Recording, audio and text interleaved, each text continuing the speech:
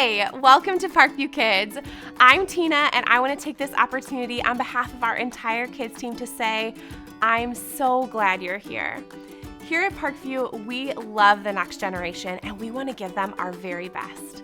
Our top priority is providing a space where kids can learn about and grow their relationship with Jesus in a way that's fun and engaging. During our time together, your kids will hear an age-appropriate lesson that will help them deepen their understanding of who God is. I want to encourage you to sit down and watch this together. We hope that this will provide a foundation for you to have great conversation together as a family about the truths that are talked about here. And make sure you stick around after the video to hear about some more great resources that we have for you and your family. All right, are you ready to get started? Let's go.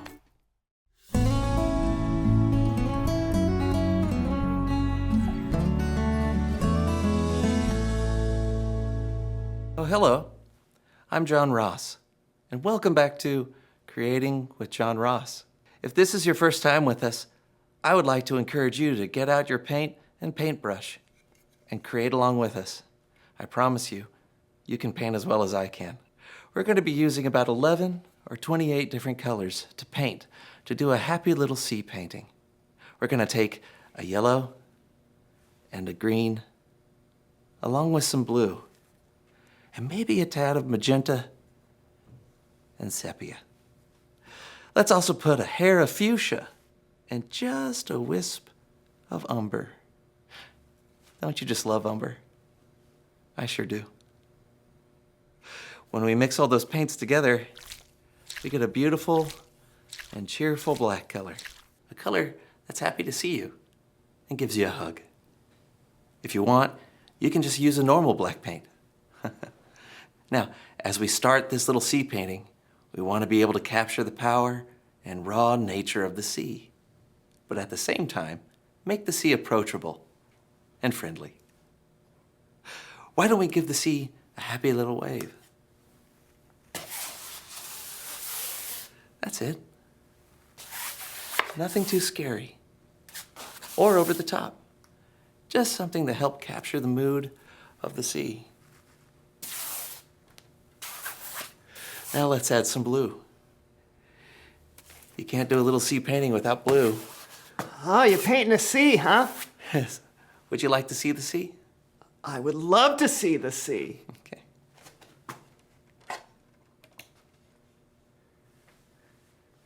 That's a happy little sea. Sea. That's yes in Spanish. I get it.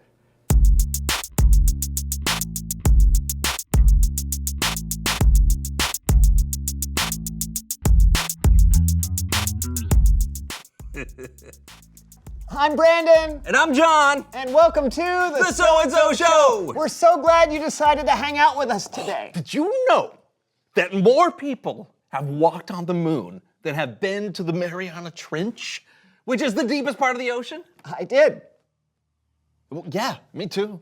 Anyway, John and I were trying to decide. Did you know that if you put Mount Everest, the tallest mountain in the world, at the bottom of the Mariana Trench, the peak would still be more than a mile underwater? Yes, I think I did know that. Mm-hmm. Oh. Did you also know Why that... are you reading the encyclopedia? Well, you know how we were trying to decide if we should, record an episode of the So-and-so Show at the bottom of the ocean? Yeah. Well, I was trying to do some research on whether or not that would be a wise idea. Yeah, but aren't encyclopedias usually out of date? Actually, this one's from this year. Really? Yeah. I didn't know they still made them because of, the internet. They still make these. I get a new set every year. You actually buy Anyway, did you know that the pressure pushing down on you at the bottom of the Mariana Trench would be like 50 jumbo jets sitting on top of you? No. Yeah. Really? I did not know that. Yeah, me either. And there's also sea cucumbers that live down there. What? Yeah. I can't stand cucumbers. Me either, sea or land. That settles it. After looking at all the facts and this new information, I think the wise thing to do would be to not record an episode of the show at the bottom of the ocean. I agree. Congratulations, Brandon and John, hosts of The So-and-so Show. With your most recent wise choice, you have finally achieved 100% wisdom. What? Oh! Wow! Oh, yeah! This is so unexpected, 100% wisdom. I don't even know where to begin. Thank you so much. Growing in wisdom has always been the goal, and I think that we have tried to... thank you to everyone who ever taught us anything. Thank you to... my encyclopedia! To John's encyclopedias, my teachers, my small group leaders. We made it, baby! We did it! Oh, and the bear's waving us up. Yay! Woo! 100% wisdom. I didn't even know that was possible. Yeah, no, apparently so. We've grown as wise as one can grow. Yeah. So what are you going to do now? Well, John, now that I don't have to search for wisdom anymore, I can search for things with absolutely no value whatsoever. Oh, look, here's a video called 101 Armpit Noises. That sounds fantastic. Yeah. Oh, and since I don't have to be wise anymore, I can eat whatever I want. Yeah, peanut butter and pickles. Woohoo! So much fun. Oh, yeah. Hey, don't mind if I do. Oh, go on. Congratulations, John. No, congratulations to you, Brandon.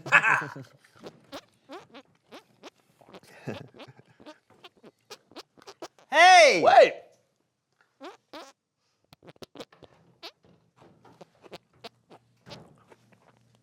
What just happened? Why did we lose our trophies? Maybe we lost our wisdom. Can that happen? I don't know. But I know someone who might. It's Bible story time with Kellen. Oh, yeah.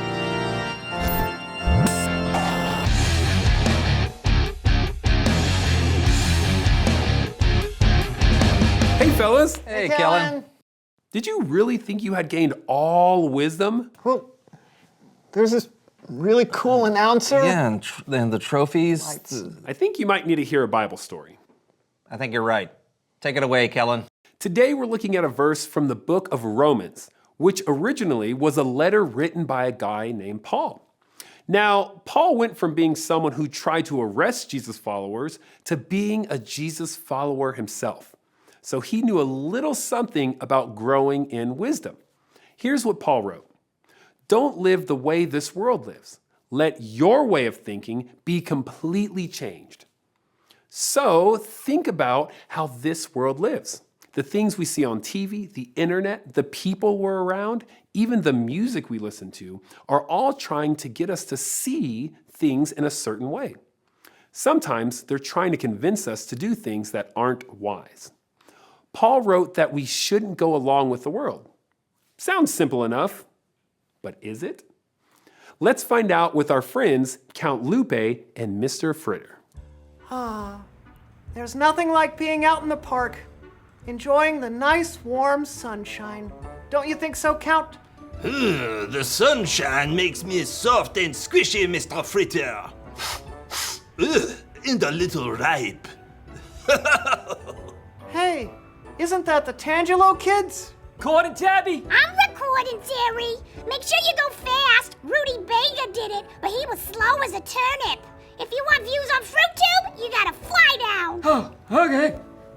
I'm not sure they should be doing that. It looks dangerous. Don't be such a Granny Smith, Mr. Fritter. They're just cuties after all. Besides, everyone is doing it. Terry? Tabby? I don't think that's a very good idea. Here goes.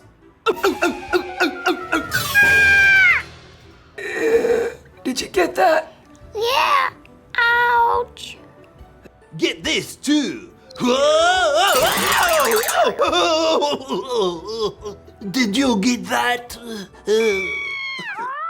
I'm sure he'll be fine. But that's what happens when you do something just because everyone else is doing it. You can get hurt in a lot of different ways. Paul wrote that you should let your way of thinking be completely changed. Instead of following the world, you should follow Jesus. And Jesus will help you change the way you think and the way you act. Here's what Paul wrote next. Then you will be able to test what God wants for you, and you will agree that what he wants is right. His plan is good and pleasing and perfect. When Jesus helps you change the way you think and act, you'll actually see the benefits of those changes made in your life. You'll see how good and perfect God's plan is. Okay, let's check in again with Count Lupe and Mr. Fritter. Well, hopefully you and the Tangelos have learned your lessons. I have, Mr. Fritter. No more dangerous, death-defying deeds of daring do for me. I think that's wise. Unless it gets me a lot of likes. What was that last part, Count? Count? Count? Oh, dear. No, Tabby. I don't think this is a good idea. Don't you remember what happened last time? Maybe you're right. Fruit Tube was fun and all, but I just don't think it's worth it. Stand back! I am here! We are go for lunch, Bert. Okay, here goes. 100 views on Fruit Tube. Here I come! Looks like Count Lupe still has some growing to do. Medic! Oh, dear. Mr. Fritter's right. Count Lupe does have some growing up to do.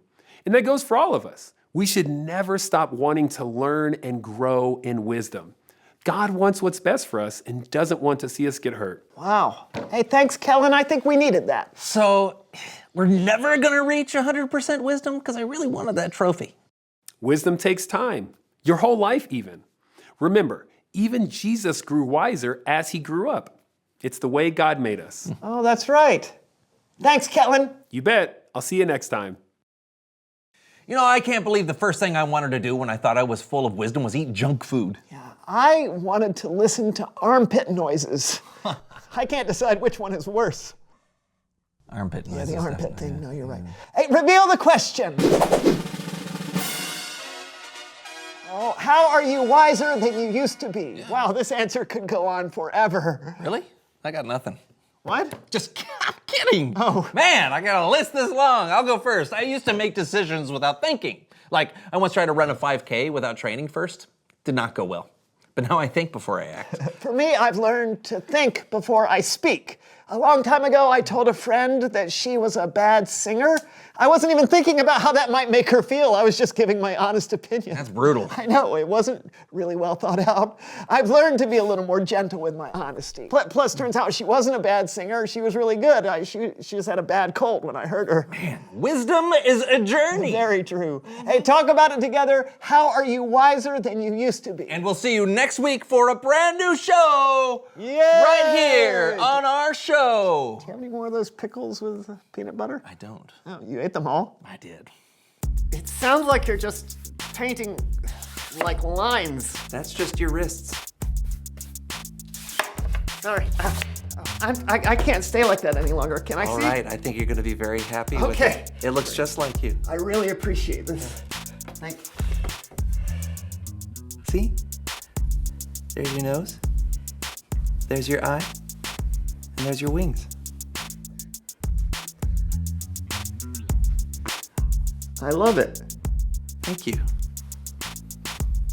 I call it Portrait of a Bird.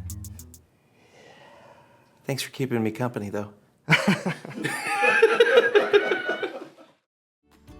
Thank you so much for tuning in today. We hope that the truths found in this lesson will take deep roots in your family. Speaking of your family, we want to walk alongside you on this journey. We have an awesome resource for you called the Parent Hub. Every month, we share new relevant resources for each of our age groups, birth through high school. Visit theparenthub.org to find out more. We are rooting for you and your family. Keep up the hard and wonderful work of pointing your kids towards Jesus. We love you.